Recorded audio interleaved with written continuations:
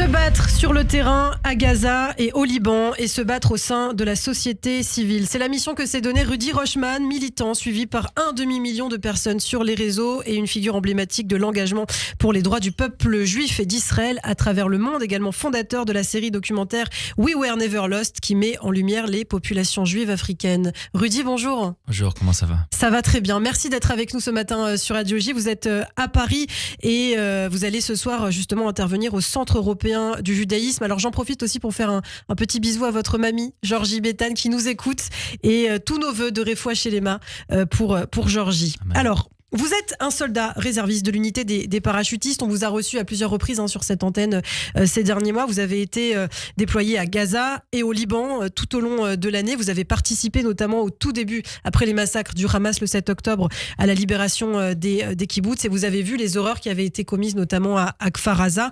Après plus d'1 an de guerre, comment ça va, Rudy ? Baruch Hashem d'abord, on a la vie, il y a tellement de choses d'être heureux pour. Beaucoup de gens, ils regardent à qu'est-ce qu'ils sont pas, mais je pense qu'il faut regarder à qu'est-ce qu'on a dans la vie.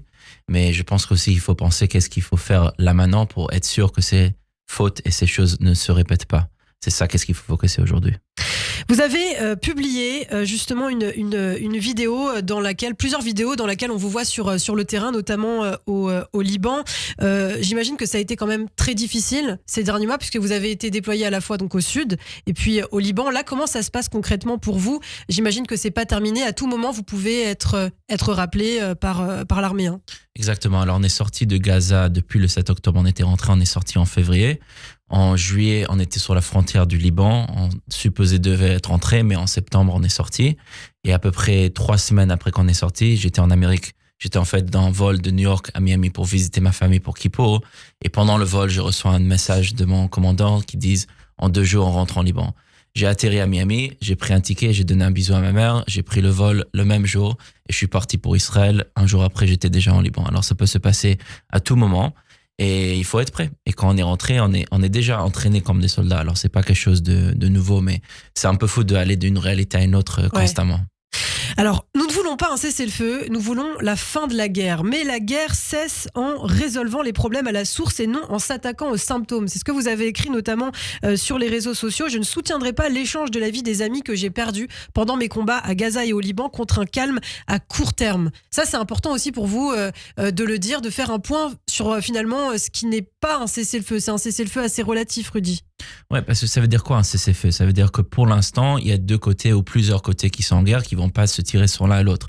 Ça, c'est bien sur le court terme, mais on veut sur le long terme. On veut plus de guerre. On veut plus de gens qui meurent sur les 2 côtés. Alors, c'est pas juste pour demander d'un cessez-le-feu, c'est de demander d'une cessez de guerre. Mais pour avoir une cessez de guerre, il faut enlever les problèmes qui causent cette guerre de se passer dès le début. C'est pas la première fois qu'Israël est rentré dans le Liban, mais on veut que ça soit la dernière fois qu'on rentre dans le Liban. Et pour pouvoir créer ça, c'est pas juste, OK, on a fait du dommage, il y a des gens qui sont tués des 2 côtés, on va faire une petite pause pendant quelques années et on va recommencer. Il faut vraiment résoudre les problèmes. Et pour Gaza, c'est d'enlever Hamas et de créer une réalité que les Palestiniens ils ont des justices. Et pour le Liban, c'est d'enlever Hezbollah et de créer une réalité que les Libanais ils ont le droit d'électer leur population et leurs représentatifs et que eux ils ont le pouvoir et pas Hezbollah. Et est-ce que c'est possible ? D'abord peut-être au Liban, on a entendu plusieurs responsables israéliens dire que le Hezbollah avait été démoli. Aujourd'hui, il n'y a plus de hiérarchie vraiment au sein du Hezbollah. Il reste que des terroristes, finalement petits terroristes entre guillemets. Est-ce que c'est vraiment possible de se débarrasser définitivement du groupe terroriste au Liban notamment ? C'est possible. Si on sort là maintenant et on fait rien d'autre, c'est très possible qu'ils remontent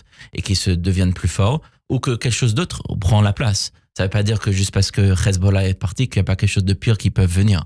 Qu'est-ce qu'il faut faire, c'est d'être sûr que les Libanais, ils ont l'élection, ils ont des gouvernements, et que leurs gouvernements, ils ont le pouvoir dans ces pays-là, et qu'ils ont des relations aussi de sécurité et d'économie avec Israël. Et une fois qu'on a ça, on verra une réalité qu'on pourra vivre à côté. Et concernant Gaza, on voit qu'après plus d'1 an, malheureusement, les otages ne sont toujours pas rentrés et le Hamas continue aussi d'être présent. Vous pensez qu'un jour, ce sera véritablement possible de se débarrasser du Hamas ?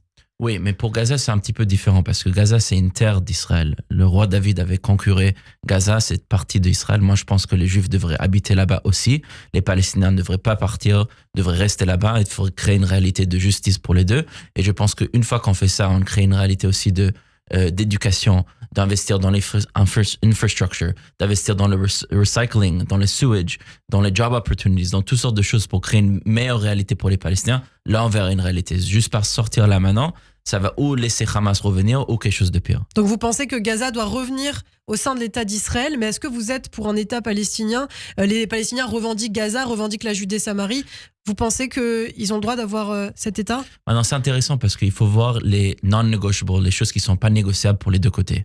Pour les Juifs, c'est que cette terre va être sous notre contrôle économique, politique et militairement, que Jérusalem, c'est notre capitale, et qu'il y a le troisième temple qui est construit. Ça, c'est non-negotiable pour le peuple juif. Pour les Palestiniens, c'est le droit de retour pour tous les Palestiniens qui ont le droit. Ça ne veut pas dire que tous vont revenir, mais qu'ils auront le droit. Ça représente des millions de personnes, hein, quand même. Oui, potentiellement. Et le droit d'égalité de la rivière jusqu'à l'océan. Ça, c'est qu'est-ce qu'ils veulent. Maintenant, le problème pour Israël d'avoir ces droits pour les Palestiniens, ça veut dire que peut-être on n'aura pas plus la majorité et que si tu ramènes des millions de personnes théoriquement, que ces millions de personnes qui sont contre Israël, c'est un problème. Mais si on fait les pas là maintenant, par exemple, un des grands projets que je travaille, c'est sur We Were Never Lost, de ramener ces populations. Aujourd'hui, le peuple juif en est 15 millions, 15-16 millions. Ça, c'est 2 tribus et demie de 12 tribus, qui veut dire qu'il y a 9 tribus et demie de notre peuple qui n'ont toujours pas rentré à la maison en Israël. Si on ramenait ces populations, on parle d'à peu près 50 millions de personnes qui reviendront. Là, on n'aurait plus de problèmes démographiques. Maintenant, je ne dis pas qu'on devrait les ramener pour sauver les problèmes démographiques, mais si on ramenait ces populations qui sont notre famille, on n'aurait plus de problème démographique. Maintenant, un seul problème, c'est le problème de culture. Comment est-ce que tu veux ramener une population qui veut rentrer chez eux si la majorité de ces populations détestent ton pays? Mais si Israël crée une meilleure réalité pour les Palestiniens en Judée-Samarie, dans le West Bank et aussi à Gaza, on verra une différente situation dans la culture des Palestiniens qui n'expériencerait pas Israël comme un pays qui les contrôle et qui les oppresse, mais un pays qui care about eux et qui crée une réalité de dignité et de justice pour eux. C'est-à-dire un seul État avec une majorité juive et le retour de populations de tribus perdues, notamment d'Israël, avec les Palestiniens au sein de l'État d'Israël. Mais est-ce qu'ils accepteraient ça? Est-ce qu'ils accepteraient d'être des citoyens israéliens? Maintenant, moi, je ne dis pas un État, parce qu'un État, ça veut dire de prendre le système politique qu'on a là maintenant, de le mettre sur le Judée et Gaza. Et je ne suis même pas d'accord avec le système politique qu'on a là maintenant. Alors, je dis une civilisation qui est intentionnellement plus vague que de juste dire un État. Mais à la réalité, on a 4 options devant nous. Numéro 1, c'est qu'une population va détruire l'autre. On sait que l'Israélien ne va pas tuer tous les Palestiniens ne vont pas tuer tous les Israéliens. Deuxième solution, c'est qu'une population vire l'autre. On sait que nous, on ne va pas virer tous les Palestiniens de ce pays et tous les Palestiniens ne vont pas nous virer. Option numéro 3, c'est qu'on continue le status quo, qu'on continue les guerres tous les quelques ans. Option numéro 4, c'est qu'on essaie de faire quelque chose qui marche pour les deux. Et la réalité, c'est que 2 États, ça ne marche pas pour l'un ou l'autre. Ça n'a pas une réalité qui va exister, nous, une réalité qui va nous arriver à la paix. Alors, pour pouvoir qu'il y ait une réalité qui marche pour les deux, il faut avoir les aspirations, les aspirations des deux et de finir avec les injustices que les deux créent. Et la seule façon de faire ça, c'est de comprendre c'est quoi les non-negotiables et de créer les conditions pour une fois et un jour arriver à là. C'est pas quelque chose de court terme, c'est quelque chose de long terme, mais si on commence là maintenant, dans 10 ans, 15 ans, on peut arriver. Alors, on va revenir justement sur ce dialogue que vous souhaitez avec les Palestiniens. Pour revenir sur votre expérience en tant que soldat, la CPI a récemment émis des mandats d'arrêt contre Benyamin Netanyahou et son ancien ministre de la Défense Yoav Gallant pour crimes de guerre et crimes contre l'humanité. Vous étiez sur le terrain, Rudy. Qu'est-ce que vous répondez à ces critiques, celles qui disent que Israël, les soldats affament la population civile et visent intentionnellement les civils? Mais personne n'est surpris. Donc qu'est-ce que j'ai vu? Israël a fait tout pour prévenir que des civils soient tués. Même quand je suis arrivé le premier jour après de partir de Kfar Aza, on est rentré à Khan Younes, à Gaza. Et à Khan Younes, j'étais la première unité. Il n'y avait pas un soldat qui était rentré avant moi. Mais il n'y avait pas de civiliens. Pourquoi il n'y avait pas de civiliens? Parce qu'il y avait plein de bouts de papier par terre qu'Israël avait envoyés en avion en disant dégagez de cet endroit, en 2 jours on va rentrer, soyez sûr de ne pas être là-bas parce que si vous êtes là-bas on va tuer ça. Si c'était l'intention d'Israël de tuer les gens, il n'y aurait pas d'annonce, il n'y aurait pas de prévenir, il n'y aurait pas tout à faire pour pouvoir être sûr qu'il n'y aura pas de civils qui est mort. Alors, on n'est pas surpris que le monde est toujours obsédé contre les Juifs. Ça, c'est historiquement la réalité. Tous les extrêmes voient, sauf d'abord, à la fin de la journée, que les Israéliens, les Juifs sont la cause des problèmes. La droite pense qu'on est la gauche pense qu'on est la droite. Les capitalistes disent qu'on est les communistes disent qu'on est capitaliste. En Amérique, il y a les white supremacists, les néo-nazis. L'ennemi les plus grands des néo-nazis, c'est les Juifs. L'ennemi les plus grands de Farrakhan, les black supremacists, c'est les Juifs. Alors, on voit dans tous les extrêmes, on voit que nous, on est vu comme la source des problèmes. Alors, s'il y a des extrémistes dans ce monde qui, au lieu de regarder dans eux-mêmes, qu'on dit aujourd'hui l'extrême gauche dans l'Ouest, dans l'Amérique, en Europe, ils sont tellement contre Israël, ils disent qu'on est apartheid, génocide, ethnic cleansing, colonization, settlements. Mais en réalité, c'est qui a fait toutes ces choses? C'est qui a fait l'apartheid? C'est qui a fait les génocides? C'est qui a fait l'ethnic cleansing? C'est ces nations eux-mêmes. Alors, au lieu de regarder dans le miroir et de comprendre qu'est-ce que vos ancêtres ont fait et de dire, nous, on doit réparer le monde parce que qu'est-ce que nous, on a hérité de qu'est-ce que nos ancêtres ont fait, au lieu de regarder dans les miroirs, ils sont en train de mettre leur guilt sur les Juifs et de nous blâmer pour qu'est-ce que eux ils sont responsables pour. C'est-à-dire, ils accusent Israël pour se déculpabiliser de la Shoah, des crimes de colonisation, etc. De tous les autres qu'ils ont fait. C'est répété pendant l'histoire. Alors aujourd'hui, quand on voit qu'ils disent que maintenant, je suis pas du tout d'accord avec tout ce que Bibi Netanyahu a fait. Ça veut pas dire que je suis pour les décisions qu'ils ont fait ou que je suis d'accord avec tous les policies, mais de le dire que c'est des human rights violations et de dire qu'ils devraient être arrêtés, ça c'est encore plus de antisémitisme, de blâmer les Juifs pour les problèmes du monde. Aujourd'hui, justement, vous parlez de Netanyahou. Certains accusent des éléments du gouvernement de Netanyahou comme Smotrich, comme Ben Gvir. Justement, vous dites il faut que les Juifs reviennent à Gaza. C'est exactement ce que disent ces éléments du gouvernement de Netanyahou. Vous êtes d'accord avec eux? Je suis pas d'accord avec eux sur plein de choses. Ils sont très anti-arabes, très anti-palestiniens. Et moi, je suis pas sur la même voie de ça. Mais est-ce qu'on doit être fort dans notre pays? Absolument. Est-ce qu'on doit dire clairement qu'est-ce que c'est notre pays? Absolument. Est-ce qu'on doit parler de le fait que qui on est en tant que peuple? Qu'est-ce que c'est notre mission? Absolument. Alors, juste parce que je suis d'accord avec des points de eux, ça veut pas dire que je suis d'accord avec tous les points. Alors, on vous a vu, puisque je parlais de vidéos tout à l'heure que vous publiez sur les réseaux sociaux, on vous voit dans une maison libanaise qui a été détruite. Vous ramassez un Coran et vous écrivez « Israël n'est pas en guerre contre le peuple libanais ni contre l'islam. Et si quelqu'un trouvait un tanard par terre, j'espérais qu'il le ramasserait. » Absolument. Quand on regarde dans l'islam, c'est très intéressant parce qu'il y a deux noms pour le peuple juif. On est ou appelé Bani Israël ou appelé Yehoud. Maintenant, chaque fois qu'on est appelé Bani Israël, c'est toujours une histoire que les Juifs, ils sont unis en tant qu'eux, qu'ils sont avec Hachem. C'est toujours positif. Et quand on est Bani Israël, eux, ils nous voient comme on doit être respecté et même être suivi. Mais quand on est Yehoud, c'est toujours on est en train de se tricher l'un l'autre. C'est notre éname, on est en train d'accepter des idoles. Et là, on doit être détesté, même tué. Alors, c'est intéressant parce que les gens qui suivent l'islam, ils sont programmés. Quand les Juifs, ils sont qui ils doivent être, on est respecté. Quand on n'est pas qui on est, c'est là où on est détesté. Alors, moi, je vois pas l'islam comme le problème. Je vois que le fait que où on est en tant que juif et qu'est-ce qu'on fait, il y aura une réaction avec le monde. Et c'est nous-mêmes qu'on doit se guérir et de se lever à un niveau qu'on doit être dans ce monde.